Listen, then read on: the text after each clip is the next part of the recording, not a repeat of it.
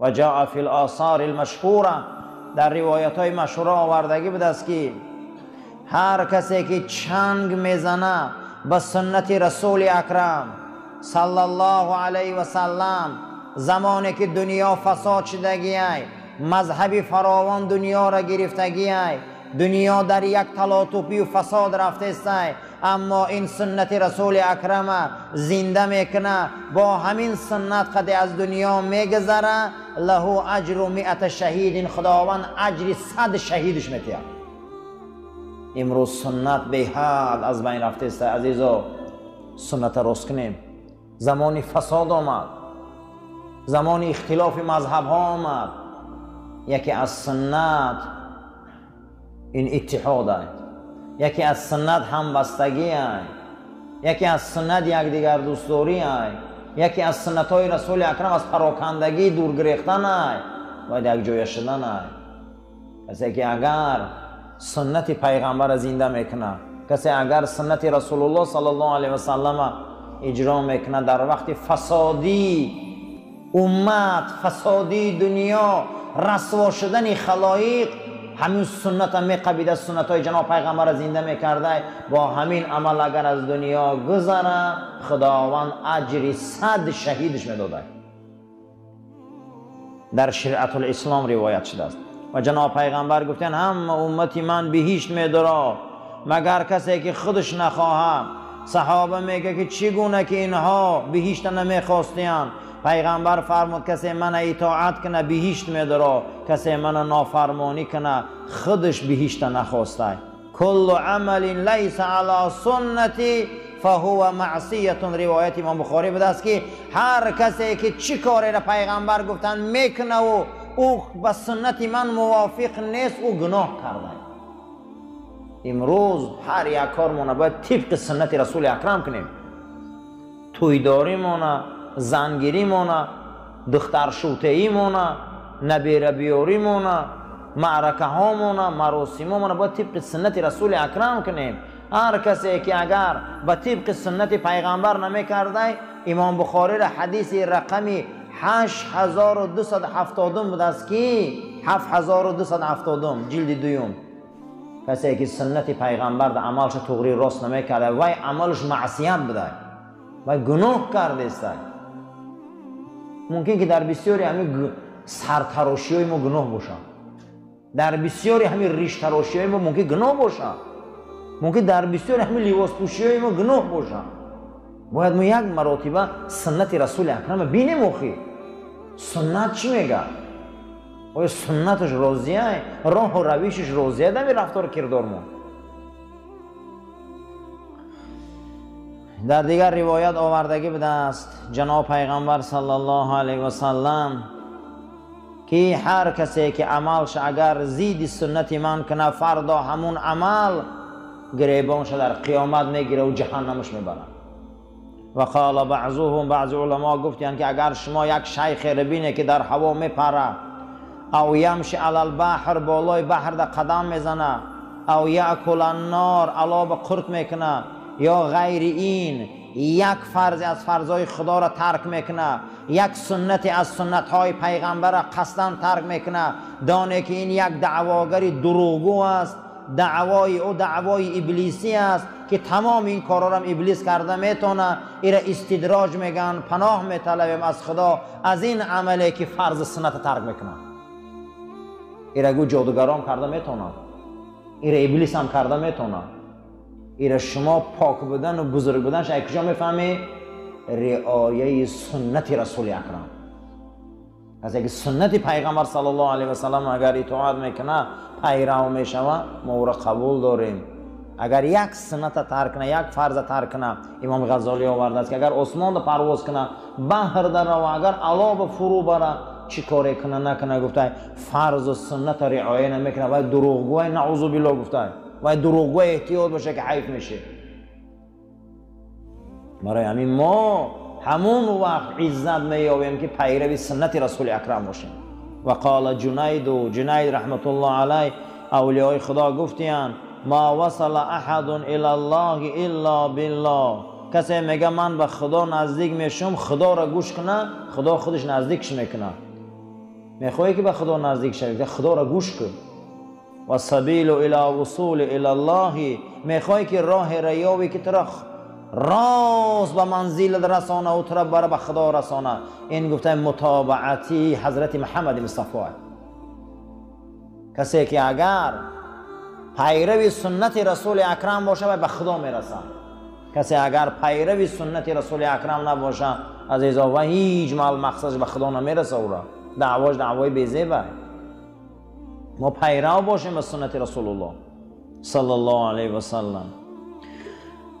یکی از اولیاءهای خدا احمد حواری گفته است که کل عمل بغیر اتباع سنتی فباطل. هر کاری که پیروی سنت رسول اکرم نباشه و کار باطله، و کار نه ثواب داره برعکس گناه های. همچنانه که جناب پیغمبر گفته است که کسی که سنت من حیف میکنه، کسی که سنت من مسخره میکنه، کسی سنت من قد شوخی میکنه، شفاعت من برای وی حرامه. ما باید تاقیمانی هامون، ریشمانی هامون، لباس پوشی هامون، زنداریمون، خانداریمون همش طبق دستورات رسول اکرم باشه صلی الله علیه و سلم. هر کسی که میگه من بنده خداام و باید پیرو رسول اکرم باشه. گفتن کو محبت روی از ماهی یاد گیره. یعنی چگونه؟ گفته ای آو جداش میکنی میمرم. همین خیل در آو محبت داره که همین بیرون پرتاشه دیگه جان پلاسی میکنه. بنده به خدا رنگ ماهی به آبه. آدم وقتی ای خدا و رسولش دور میکنه باید رنگ ماهی شود. محبت روی از ما یاد گیره. اما امروز ما نترسیده نمیترسیم سنت پیغمبر را پامال میکنیم. با آنخه نترسیده میگیم این کار سنت های. گویا که سنت برای ما هیچی نیست. یک کار گام میزنیم، یک عمل گام میزنیم، میگیم مختار کیست خیلی میگه سنت های کو. یک ماهی را از آب بیرون میکنن از آب میمره. وقتی پیغمبر ای سنتش بیرون شوه ما باید بیقراری کنیم. باید ما بیقراری کنیم که ما را ای رسول من دور شدستیم. دعوا میکنیم که خدا را دوست میداریم تا پیروی رسول الله نباشیم دعوامون دروغ بوده است عزیزا. هممونا اگر پیروی رسولش نباشیم. هر کسی که میخواه که طاعت خدا قبول کنه و بندگی او را خداوند قبول کنه تا پیروی رسول اکرم نباشه قبولش نمیکنه. تا کسی پیروی رسول اکرم نباشه خدا یگان چیز را قبول نمیکرده است. مستلزمه میگه این لازمه که ما امت رسول اول باید باشیم و نماز ما، روزه ما، صدقه ما قبول نشده. در عبادت هامان باید رنگ رسول اکرم عبادت کنیم. در شیشتنامان باید رنگ جناب پیغمبر شینیم. در گپ زدنامان باید رنگ جناب پیغمبر گپ زنیم. تمام امور ما باید همین باشه. والحث علی طاعته. حتی که حضرت عبدالله ابن عمر رضی الله تعالی عنه در موسم حج میبیننش حضرت میگه میومد میگه در یک جا میگن کلش خم کرده میگذشت. بعد از اون میگفتن که عبدالله برای چی در اینجا میبیایی هیچ چیز کلت خم کرده میگذری؟ میگو در زمانایی که ما مدینه آمده بودیم در همینجا خرما بود. پیغمبر خدا میومد نوده های خرما کشال بود و تگ همین نوده ها حضرت سرشان خم کرده میگذشتن و میگفتن که آخی حاضر خرما نیست که ما را بریده پرت گفتن تازه آخی چی سرت خم میکنی؟ گو پیامبر همینجا دیدگی هم خیلی کردگه همینجا میبیام نمیخواهم که خلاف رسول باشم. اما پیامبر همون وقت کردگی بود میگه همون تمام مونده سرش خم کرده میگذشت با وجودی که خرما وجود نداشت. صحابه این گونه بود که سنت رعایت میکرد. طاعت عبادت همه کار مونده باید تشنه سنت رسول اکرم باشیم. از حضرت حسن بصری روایت بوده است که مردمان گفتند گپ زن ای حسن در عهد پیامبر. چگونه مردم بودند؟ گفت مردم آمدن در عهد رسول اکرم گفتن یا محمد صلی الله علیه و سلم انا لنحب ربنا، ما خدا را دوست می‌داریم، به حد خدا را ما دوست می‌داریم. همین گپ گفتند که خداوند همین آیه مبارکه راضی کرد و نازل کرد این کنتم تحبون الله. مردم شما خدا را دوست می‌داره تا حبیبی من پیرو نباشه دوستداریتان دعوا ندارد. مردم آمدن که ما خدا را دوست می‌داریم، ما پروردگار را دوست می‌داریم. این کنتم تحبون الله، شما گفته که ما خدا را دوست می‌داریم، بله فتبعونی، من پیرو میشه. با خدا را شما دوست می‌دارید، من پیرو نشوه دوستداریتون حالی دروغه. دوستداری خدا در پیروی رسول اکرم ده. از بشر حافی روایت بده است که گفت دیدم پیغمبر در خوابم صلی الله علیه و سلم. جناب پیغمبر در خوابم دیدم، گفت یا بشر، ای بشر، اتدری بما رفعک الله من بین اقرانک، میدونی بشر که کدام و خداوند را در جامعه آبرو میتیه؟ گفتم نه یا رسول الله. گفت یکم خدمت آدمای صالح کن، تمام برادرات نصیحتی در راه خدا کن، محبت کن فقط در تمام دوستات و پیروی اهل سنت من باش و پیروی اهل سنت من باش و پیروی سنت من باش. اگر انمین کار کنی خداوند تر در بین تمام جامعه سربلند میکنه. سربلندی در خدمت دوستای خدا بوده، سربلندی در نصیحتی به توفیقا بوده است، سربلندی در پیروی سنت رسول اکرم بوده صلی الله علیه و سلم. قال رسول صلی الله علیه و سلم، حدیث امام ترمذی حدیث روایت کرده است، پیغمبر خدا فرمودند من احیا سنتی فقد احبنی و من احبنی کان معی یوم القیامت فی الجنه. پیغمبر فرمودند کسی زنده میکند سنت من او مرا دوست میداره، کسی من دوست میداره او همراه من روز قیامت در بهشت است. کسی که سنت رسول اکرم دوست میداشته او را زنده میکرده او رفیق رسول اکرم در بهشت میدیان. خشا به حال انسانهایی که سنت زنده میکنن، خشا به حال انسانهایی که اندامهاشون رنگ اندام رسول اکرم میکنن، خشا به حال انسان هایی که محبتشان رنگ محبت صحابه میکنن نسبت رسول اکرم. یحببکم الله، تا من پیرو نشوی خدا شما را دوست نمیداره. پیغمبر خدا ملاکی دوستداری خدا بود استیان. یخته که آدم سحر ماشین هوی میکنه کپاچه و اما روغن بینکش میبینه اول ملاک داره، چنک داره که روغن پسته یا بالا و پایان، تا انمو چینک دنده رسه ما ماشین حرکت داده نمیتونیم. چینک محبت خدا را دعواش این پیروی رسول اکرم ده. تا پیروی رسول الله نباشه هیچ کس دعوا نکنه که من خدا را دوست میدارم. تا پیروی رسول اکرم صلی الله علیه و سلم نباشه هیچ کس گفته نمیتونه که خدا من دوست میداره. شرط انا همین بوده است که من نغز میبینه مرا دوست میداره، من پیرو میشه به خدا شما را دوست میداره. تا من پیرو نباشه خدا شما را دوست نمیداره.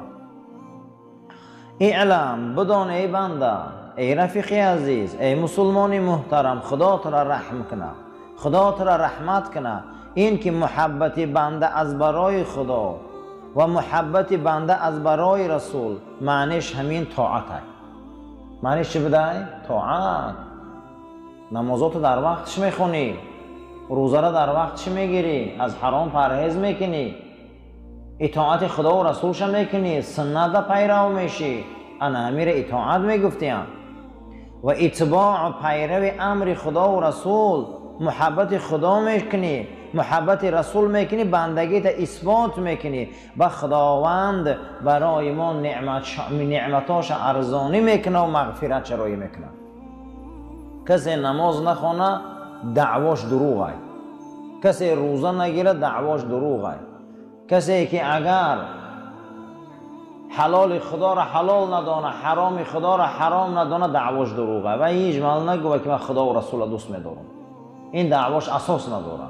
اساس دوستداری خدا پیروی رسول اکرم ده صلی الله علیه و سلم. تا کسی پیروی جناب پیغمبر صلی الله علیه و سلم نباشه دعواش برادر و باطله.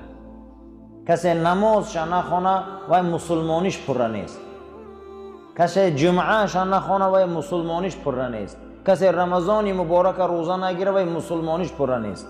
هیچ محل دعوای این گونه آدمو نمیگذاره، دعواشون قبول نیست اینا را.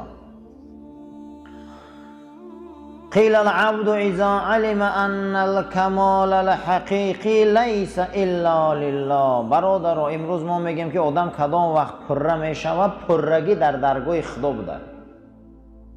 کدام وقت آدم پره میشده؟ همون وقتی که درگاه خدا بیاید. غیر درگاه خدا یگانجا پرگی نمیدوده ماده. ایمانی پره درگاه خدا ده، قناعتی پره، راضی بودن، همه چیزی پره این درگاه پروردگار ده. غیر درگاه دیگه از دیگر جمعه او را نمیابیم. هر آن چیز اگر پرگی را مینداری را خودش و ای نفس خودش و او هیچ محل ایمانی پره نداره. بسیاری ما میندار این کار خمون میشیم، بسیاری ما میندار از این حرکت خودمون میشیم. نه عزیزا، سرچشمه همه کار ما مسلمانیم از خدا.